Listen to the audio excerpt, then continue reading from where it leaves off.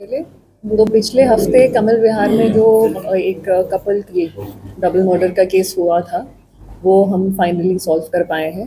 तो इसमें हमने 3 अरेस्ट करी हैं। ये 3 लोगों के द्वारा किया गया मतलब इस हत्या को अंजाम दिया गया था, जिसमें से मुख्य रूप पे एक देवेश नाम का लड़का है जो जिम चलाता था, और जो हमारे मृतक हैं संजय जी, वो वहाँ पर जाते थे। एंड आपस में इसकी कोई पुरानी रंजिश भी रखता था ये संजय जी के प्रति।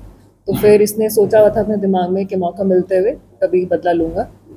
और ये जब फिर इसने सोचा कि इन दोनों की हत्या करनी है, तो इसने पैसों का लालच देकर अपने बाकी 2 साथी, जिसमें मन्नी उर्फ साहिल और सुनील नाम के 2 लड़के हैं, उनको इसने अपने साथ शामिल किया।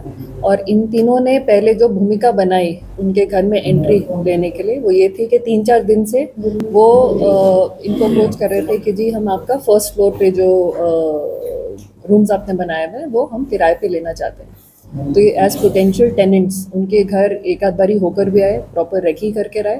और फिर फाइनली वेडनेसडे 28 अगस्त की रात को ये लोग गए कि जी हम कुछ सिक्योरिटी डिपॉजिट वगैरह दे देंगे, बात फाइनल कर लेते हैं। तो इसके चलते उनको एक फ्रेंडली एंट्री मिली उनके घर में, और इन्हें मौका देखते ही फिर दोनों हस्बैंड वाइफ का मर्डर कर दिया।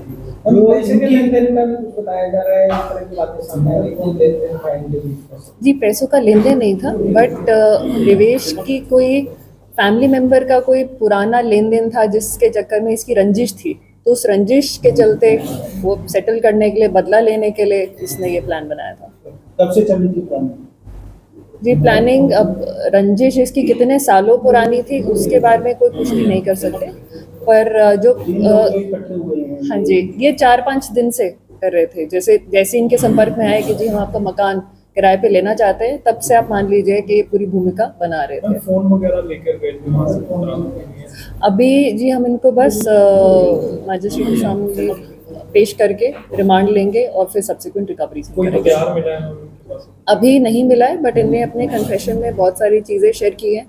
तो देखते हैं रिमांड के दौरान जैसे जैसे रिकवरी होती जाएगी वैसे हम शेयर करते रहेंगे।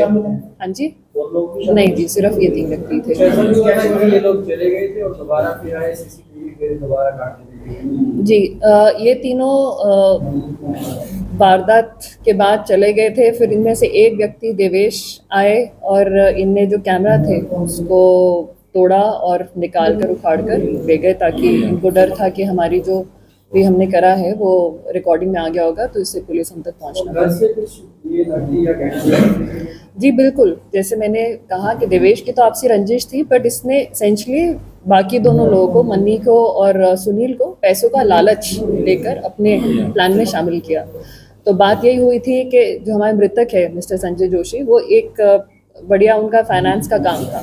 तो इनका अंदाज़ा था कि उनके घर में काफ़ी सारा कैश या सोना मिल सकता है। तो आपस में इनकी यही एग्रीमेंट था कि तुम मेरी मदद करो और घर पे जो मिलेगा वो हम आपस में बांट लेंगे। जी इसमें हमारी जो सीआई की टीम्स हैं और जो टेक्निकल टीम्स हैं उनको मैं आप लोग के ज़रिए बताना चाहूँगी कि उनका बहुत मेहनत थी और बहुत कोऑर्डिनेटेड एफर्ट्स थे, जिसमें एक व्यक्ति को हमने गोवर्धन वृंदावन से राउंड अप किया, और एक व्यक्ति जो ये है मन्नी उर्फ साहिल, ये नेपाल बॉर्डर क्रॉस करने की फिराक में था। तो इसको बॉर्डर पे नाका लगाकर हमारी पुलिस टीम्स के द्वारा काबू किया गया। नहीं, सिर्फ ये 3 ही। रिकवरी अभी जी रिमांड के दौरान। क्या वैसे कुछ कितना कुछ क्या लेके गए थे? जी इनने कुछ बताया नहीं है कि लगभग इनका कहना है कि 50-60 हज़ार रुपए थे और कुछ सोना था, बट सोने में क्या क्या था, कितना वजन का था, वो अभी हम जब जाएंगे मौके पे इनके थ्रू डिमार्केशन होगी तब रिकवर करने की कोशिश करेंगे। इन्होंने कुछ बताया कि संजय की हत्या किस हथियार से की? जी देवेश का कहना है कि ये ऑलरेडी एक चाकू लेकर गया था, तो इसने मौका देखते, इनफैक्ट आप मतलब देवेश को देख सकते हैं क्योंकि बॉडी बिल्डर था तो काफ़ी हट्टा कट्टा था। तो पहले इसने उसको काबू में किया, संजय जोशी जी को, उनका गला दबाया, और फिर उसके बाद जो ये चाकू लेकर गया था उससे इसने उनके छाती पर स्टैब करा।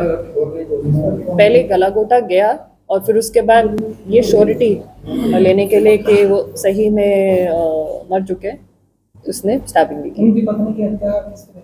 जी, पत्नी की हत्या को अंजाम बाकी दोनों के थ्रू दिया गया था और उन्हें प्रेस की तार थी उससे गला घोटकर मारा गया। मैडम सुनने में आया कि 2 साल पहले एशियन और जिंदवाला लड़का है, इसके भाई ने किसकी संजय के चक्कर में फांसी लगाई थी, कर्जे के चक्कर में।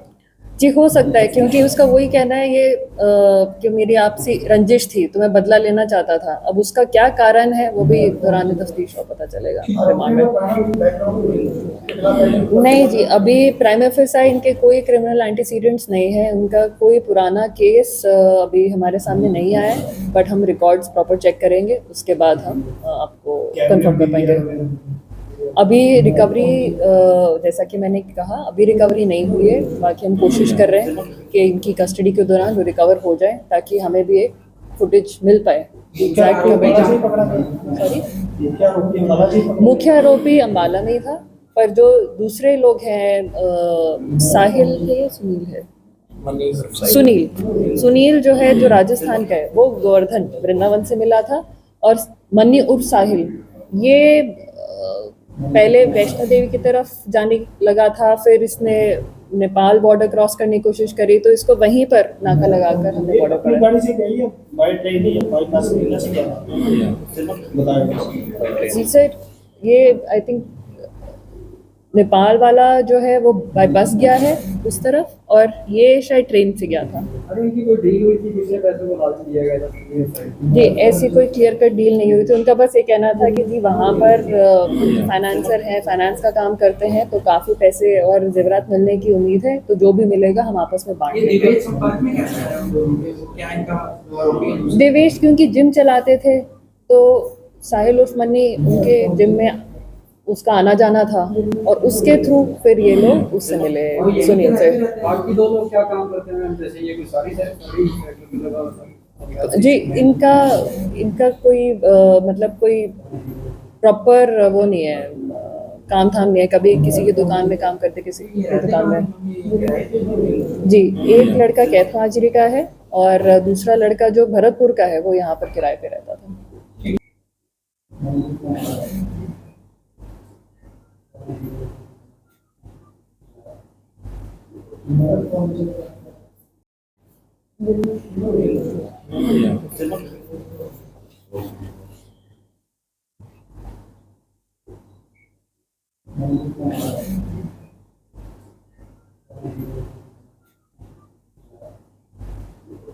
कौन